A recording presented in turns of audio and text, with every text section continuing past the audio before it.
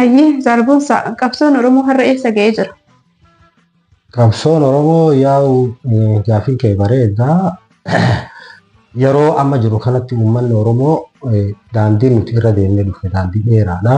Namoota hedduu as keessatti falmii kana keessatti nu jalaa wareegamee maanguddoo duriirraa kaasee haga bara jiru kanatti eessa ga'ee ka jennu wanni dhaabbatee xumurarra jiru. Maaliif haga ta'e tokko boqonnaan qabsoo Oromoo isteeppii duraan baroota tare wayyaanee keessa yookaan wayyaaneef booda isteeppii bara san irra jiruu fi bara amma irra jiru tokko miti. Maaliif jenereeshiniin barate hedduu qabsoo Oromootii dabalee jira. Akkasumatti wayyaaneef irraa buqqisnee booda bakka amma jiru tanatti bakki irra dhaabbannu yoo daandii wahii irra deemnee jirra. Daandii sanirraa garamitti akka deemu garuu sabni hin beeka ta'e ture. Amma bakka kalee jirruu fi bakka irra jiru tokko miti jechuu barbaadeetti. Amma fakkeenyaaf asirratti dargaggoonni Oromoo har'a keessa jiran yookaan qabsoo Oromoo keessa har'a jiran akkamitti ilaalta? Bakka kalee irraa kaane dargaggoo bakka kalee wal qabannee irraa kaane fi amma yoo ilaalu amma daandiin qabsoo Oromoo daandii haqaati. Bakkuma kaleessa jirti waan dhugaati. Waan namni nu jira dabareelleen godhaa ture.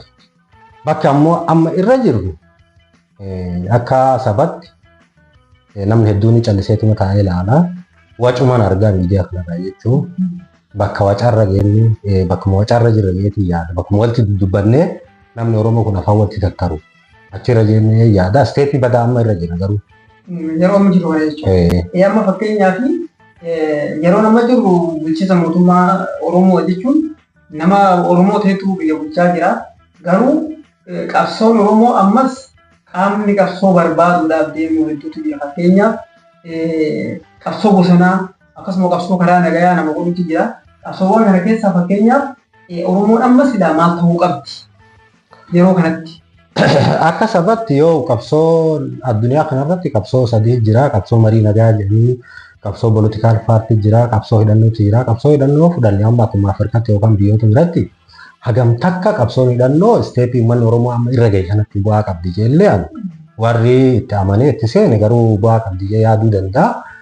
Garuu akka sabatti namni wal hidhatee amma kun bosona seenee yookaan bakka waliin dha'u yoo ka jiraatu taate bu'aa qabdi jeellee yaadu. Garuu maaliif afaan guutee waan hin jenne namni sun bu'aa qabdi jee qoratee itti amanee qabsoo qawweetti seene waan ta'eef garuu ammatti akka sabatti yoo ka taatu taate qabsoon hidhannoo amma nu barbaachiftu. Akka sabatti yoo ka taatu taate uummanni Oromoo lamaan bakka bahee qawwee walitti dha'u kun hidhatee qawwee walitti dha'u hedduu hin barbaachiftu.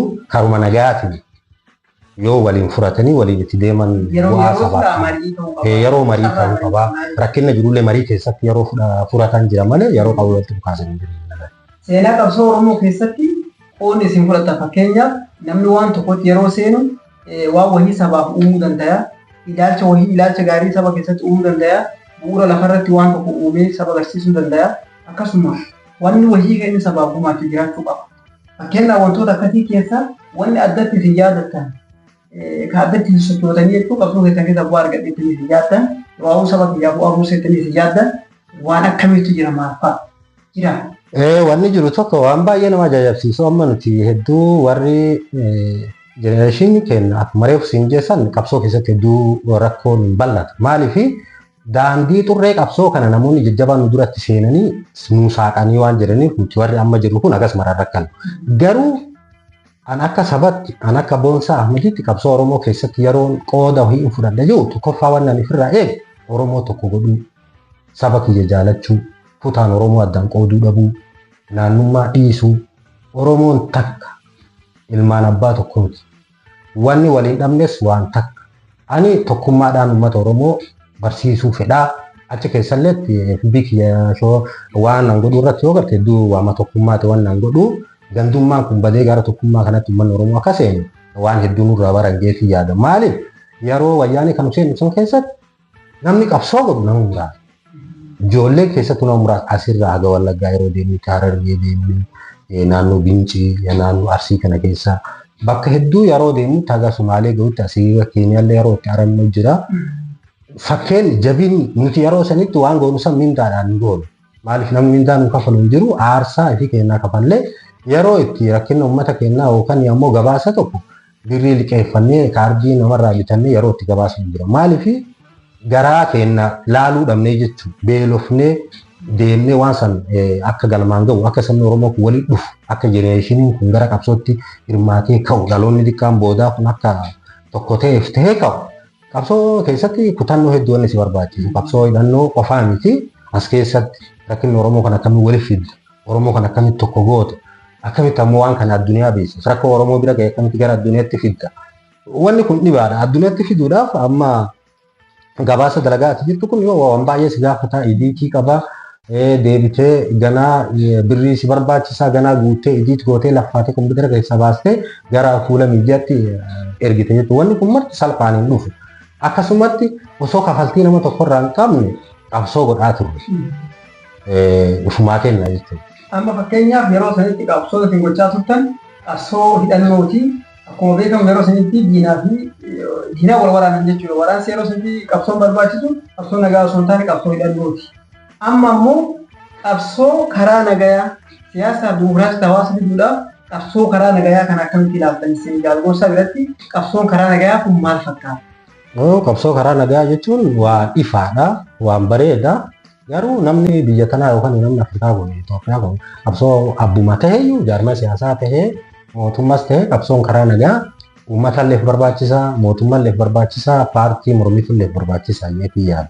Garuu hagam takka wal fudhatee uummanni kun jaarmaa siyaasaa tahee mootummaas tahee wal fudhatee waliin gattaa'ee caayaa uumee wal mari'atee rakkoo siyaasaa ta jirtu karaa siyaasaatiin laalee walii furuu danda'a ka jennu yeroo hedduu Itoophiyaa keessatti hin argina danqaadha waliin. Maaliif eenyu biraa danqaan akka dhufe nuun galu. Kun warra mootummaa jaa, kun jaarmaa siyaasaa jaa, isaantu waan nu jenne jide humna fiitii ol waa qabatan jedha. Kun ammoo silaa barbaachisummaan isaa gadi taa'anii akka sabatti keessattuu sabni Oromoo jaarmanni siyaasaa Oromoo keessa jiru mootummaas dabalatee namni jiru sababa waliin gattaa'ee maratee rakkoo siyaasaa kan jiru waliin furanneef annaan galu akka boonsatti. Maaliif waan yeroo nuti irra jirru tun yeroo gadi teennee namni wal mari'atee yoo rakkinni jiraates keessoo fi mootummaa keessa jiraate keessoo jaarmaa siyaasaa keessa jiraate nama waliin gattaa'etu uummanni Oromoo maal jettee uummata. Fagaarti ka gatteettetu hudduu waliin gatteettetu rakkinna jiru san argee furuu danda'a. Waliin dhufanii yoo waliin gattaa rakkinna tokko furuu danda'a. Maaliif rakkinni hin furamne jiru hayyuu qabdi biyyi tuni nama barate qabdi beekaa hedduutu jira jaarsa araaratu jira. Keessattuu uummanni Oromoo waan uummata mararraa adda godhu sirna gadaa sirna bareedaa qaba. Sirna nama hundumaafu tokko nama godhuu danda'u. Kanaafuu maaliif akka isaan hiree kanatti fayyadamuu didaniif naan galu fayyadatti. Ayyee maaltu qabsoo Oromoo gufachiisaa jira? Ka qabsoo uummata Oromoo gufachiisaa jiru yoo qabsoon akka sabatti sabni tokko yeroo qabsaa'u galma barbaadu qaba, galma itti deemu qaba. Wanni isa gufachiisu alagaa tahii takki ammoo warri biraa biyya kan keessirraa fudhatuuf yoo si waraanne keessoo tahii hiree ati qabdu sirraa fudhatu biyyumaayyuu tahii yoo sitti gadeemu taate kun gufu.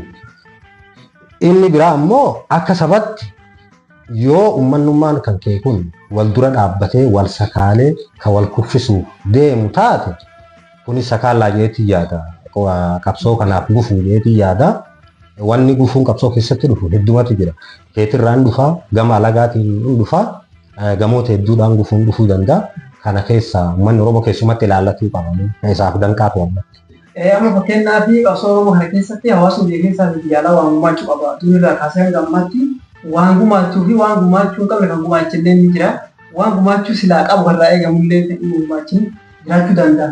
Hawaasni Oromoo biyya keessaa fi biyya alaa jiru qabsoo Oromoo fuulduratti ceessuudhaaf jijjiirama daran fakkeenyaaf amma yeroo amma jiru kun jijjiiramni dhufee jira. Haa ta'uutii aga hawaasni barbaadullee ta'uu baatu jijjiiramni dhufee jira. Jijjiirama kana itti fufsiisuudhaaf wantoota irraa hanqata waan irraa kallattii gartee biyyi barbaadu. Hanqina kana furuudhaaf warri biyya keessa jiruu fi biyya alaa jiru maaltu hojjechuu qaba? Okkoo gaafii bareedana gaafattee uummanni hawaasa biyya alaa fi biyya keessa jiru qabsoo godhu keessatti yoo damni ofii kan dhufu taate jaarmaa siyaasaarraa tahii mootummaarraa tahii damni ofii yoo kan jiraatu taate uummanni taa'ee ilaalaa jira waan ta'eef bu'aan kun kan uummata kanaati waan ta'eef mootummas uummata kana keessaa bahee kan uummata kanaati jaarman siyaasallee kan uummata kanaati rakkinna jiru lamni jiru kana mootummaa bira jiraates jaarma siyaasaa bira jiraates uummanni qajeelchuu daandii irratti deebisuudhaaf shoora guddaa qaba. Taa'ee ilaaluu osoo hin tahin gama tokko goree gama tokkotti dhiibuu osoo hin tahin taa'ee walqixxummaadhaan laalee ijoolleen tun teenna biyya bulchaa jirtus alaa falmitus kenna biyya alaa keessa warri jirus kana lamii ilaalee rakkinna jiru kana yoo gatteessisee akka isaan furatanii rakkoo jiru kana galma uummanni Oromoo barbaadu sana rakkinni dhufu as keessa. Seenaa akkana hedduu finnee dhufaa jirra. Share, subscribe godhaa. Paartii itti aantu nu eeggadha. Jaalboonsa hin finne haasawni karaa dhaabate paartii itti aantu nu eeggadha. Salaamu alaikum warahmatullahi wabarakatuh.